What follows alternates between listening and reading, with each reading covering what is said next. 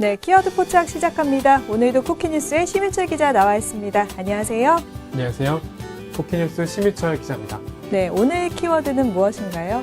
네, 오늘 제가 제시할 키워드는 개성공단의 미래입니다. 준비된 영상 먼저 보시죠.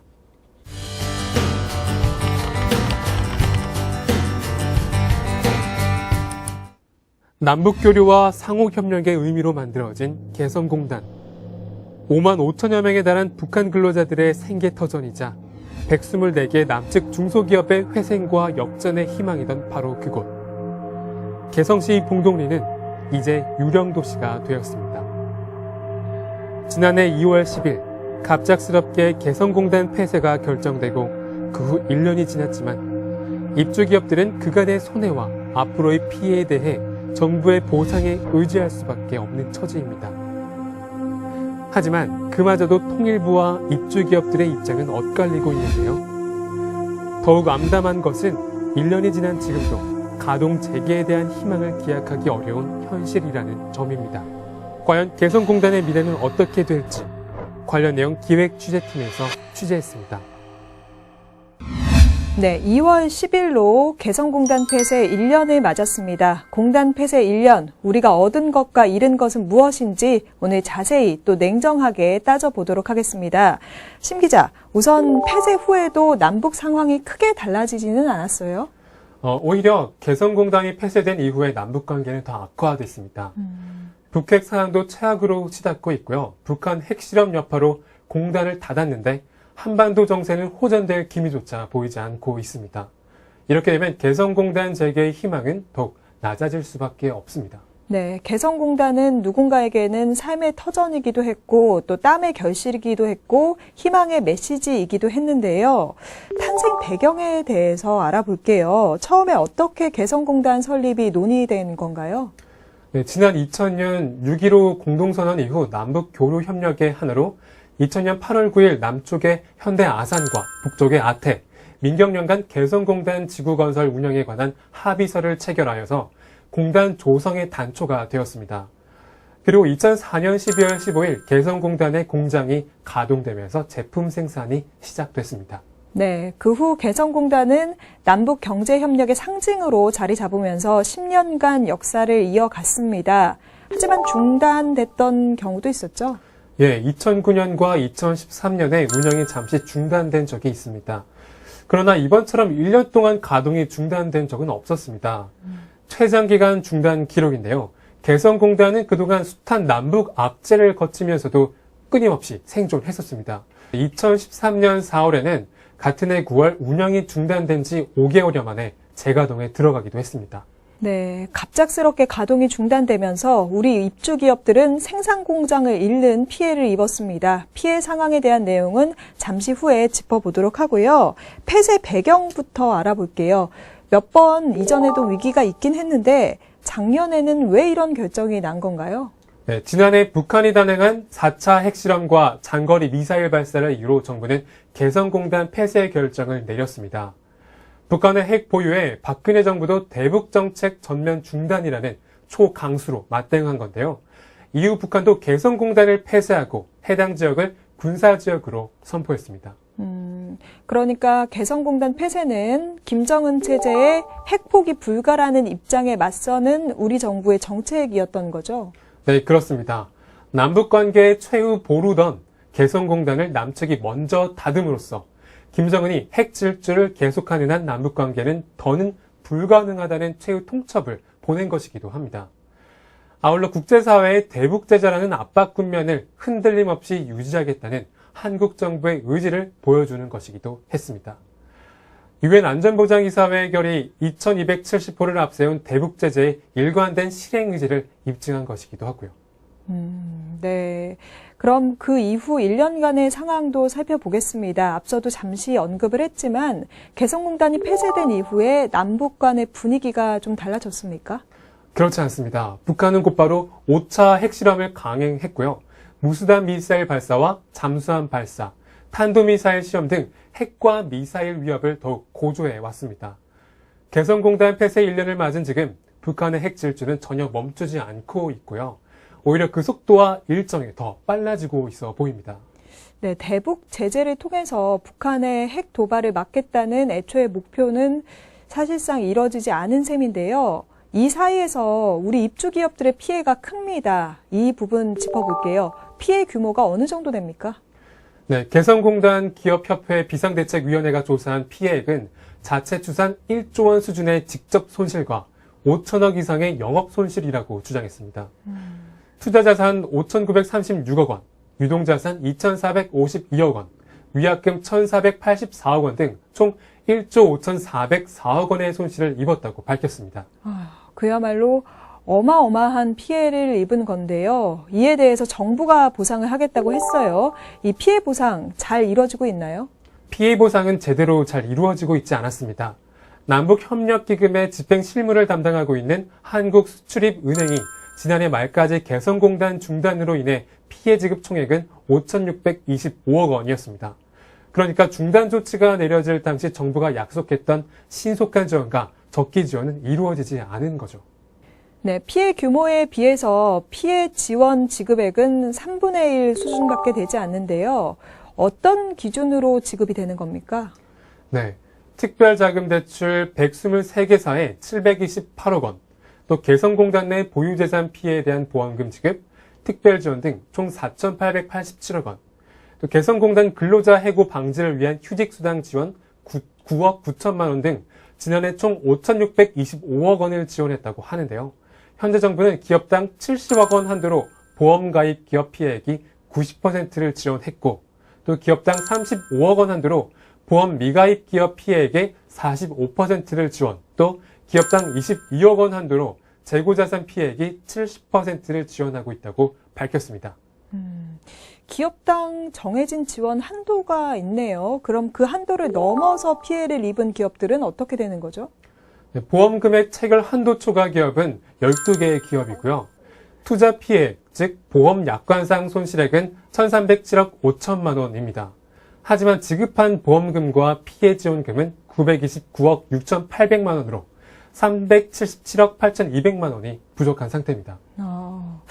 개성공단 기업협회 비상대책위원회와 이 정부가 내어놓은 피해 보상 금액이 차이가 있는 건데요. 왜 그런 거죠?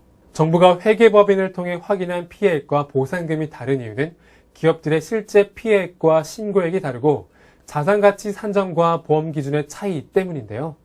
개성공단 기업협회 비상대책위원회 측은 정부가 보험원칙 등을 내세워 지원 한도와 비율을 정했다면서 부족한 보상에 반발하고 있습니다.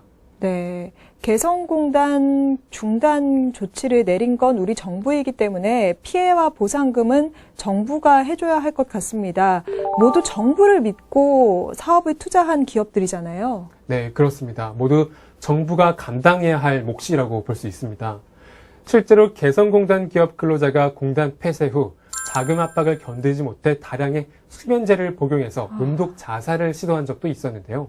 그건 그가 겪었을 압박과 절망을 그대로 보여주는 사건이기도 합니다.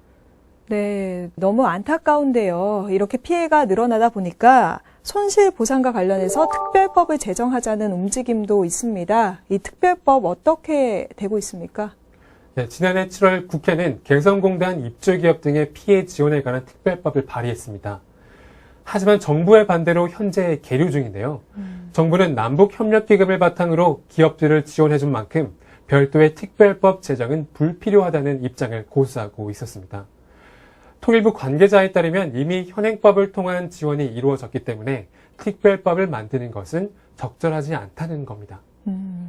개성공단을 바라보는 시각과 자산가치 산정에 대한 입장 차이를 좁히지 못한다면 양측의 줄다리기가 계속될 수밖에 없겠어요.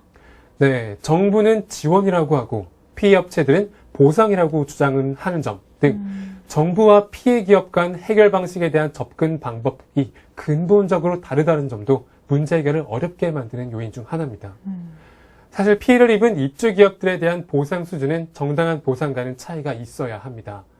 정부가 부득이한 사정으로 이를 중단하도록 조치할 경우 당연히 그에 따른 손실 보상을 해야 하는 것이 헌법 제23조 제3항 규정의 취지이기 때문이죠. 네, 그러니까 보상을 해주는 것이 국가의 의무라는 건데요. 이 의무를 다하지 않았을 때 어떻게 되나요? 네, 향후 남북 교류 협력이 재개될 때 국민들에게 교류협력 사업을 하도록 장려하고 설득하기 어렵게 될 것입니다. 현재 정부의 개성공단 중단 조치로 인한 입주 기업들의 피해 문제 해결과 관련 경업보험에 의한 구제는 한계가 명확하기 때문이죠. 네. 이제 앞으로 공단 재개 가능성에 대해서 살펴보도록 하겠습니다. 우선 재개를 요구하는 목소리가 큰 걸로 알고 있어요. 가능성이 있는 일일까요? 네, 공단을 재개하려면 먼저 대통령의 결정이 필요합니다. 현재 대통령이 직무정지 상태에 빠져있기 때문에 재개 가능성은 매우 낮다는 견해가 일반적입니다. 아무래도 힘들다는 거죠. 예, 가장 큰 걸림돌은 유엔 안전보장이사회의 대북제재 결의인데요. 지난해 만장일치로 통과시킨 안보리 결의는 회원국의 북한 내 금융기관과 은행 계좌를 폐쇄하고 신규 개설을 금지하는 내용입니다. 물론 기업들이 북한 당국에 대량 현금을 직접 건네는 방법이 있지만 북한이 대량 살상 무기 개발에 이 돈을 쓰지 않는다는 것을 증명해야 가능합니다. 네, 현실상 어려운 부분이 있네요. 이 개성공단의 임금이 핵개발 자금으로 이용됐다 이런 주장도 있었잖아요. 대북제재 결의안 내용은 달라질 수 있습니까? 유엔의 대북제재 결의안은 상황에 따라 얼마든지 달라질 수는 있습니다. 개성공단 재개를 바라면 완화한다거나 해제할 수 있는 환경이 중요한 겁니다. 특히 대북제재의 키를 쥐고 있는 미국을 설득하는 게 최대 관건인데요. 한미 정상회담 개최 시 개성공단 재가동을 위해 필요한 정치적, 외교적 합의를 도출하는 것이 효과적일 것으로 보입니다. 또 북한 체제의 바람직한 변화를 위해서 개성공단 사업을 전략적으로 활용할 수 있고 또 핵 문제 해결에도 도움이 된다는 점을 적극 설명해야 할 것입니다. 네. 현재 대통령이 직무 정지인 상태이기 때문에 그 자리가 채워져야 논의가 가능할 것 같습니다. 올해는 대선이 있기 때문에 그 후를 바라보는 시각도 많은데요. 혹시 차기 정권에서 재개될 가능성은 없습니까? 대선 주자 가운데 개성공단 재개에 무게를 두는 쪽이 있습니다. 먼저 문재인 더불어민주당 전 대표와 이재명 성남시장인데요. 문 전 대표는 북핵 문제와 별도로 개성공단 가동 재개를 주장해 왔습니다. 북한의 한국 의존도를 높이는 방안이 통일에 도움이 된다는 입장인데요. 이 시장 역시 개성공단 철수로 북한의 핵무기 개발 속도가 오히려 빨라지고 대립과 갈등만 유발하고 있다며 즉시 재개 필요성을 강조하고 있습니다. 네. 기업들의 입장은 어떻습니까? 만약에 정권이 바뀐 다음에 재개가 된다면 정부가 적극적으로 추진을 한다면 참여할 의사가 있나요? 네, 통계를 내봤습니다. 비상대책위원회가 개성공단 입주기업 전체 123개사를 대상으로 전자우편 및 팩스 전수조사를 실시했는데요. 그 설문조사에는 총 84개사가 회신했습니다. 그리고 응답기업의 44%는 개성공단 재개 시 무조건 입주하겠다는 입장을 밝혔습니다. 네. 재입주할 계획이라는 답변도 23%에 이르렀고요. 또 상황을 보고 판단하겠다는 보류 입장은 26%로 나왔습니다. 비대위는 93%의 기업이 재입주를 희망하거나 고려하고 있다는 것으로 해석했습니다. 네. 기업들도 개성공단의 경쟁력 있는 그 환경을 인정하고 있는 것으로 보입니다. 그런데 또 입주를 망설이는 기업들도 있어요. 이들은 왜 재입주를 망설이는 걸까요? 네, 그 이유로는 재개 시 가중되는 기업 부담과 언제 닫힐지 모르는 경영 환경을 이유로 꼽았습니다. 결국 피해 보상책과 재발 방지책만 제대로 세워진다면 재입주를 고려하겠다는 의사가 있는 거죠. 네. 다만 현행 제도상 경업보험을 수령한 기업은 개성공단 재가동으로 사업을 재개할 시 한 달 내에 기수령한 보험금을 상환해야 합니다. 만약 개성공단 운영이 재개되려면 그 보험금에 대한 대책도 마련이 되어야 할 것 같아요. 네, 그렇습니다. 실제로 보험금을 수령한 기업들이 대부분 해외 투자나 경영자금으로 사용했기 때문에 원금을 그대로 갖고 있는 기업은 없을 것으로 보고 있습니다.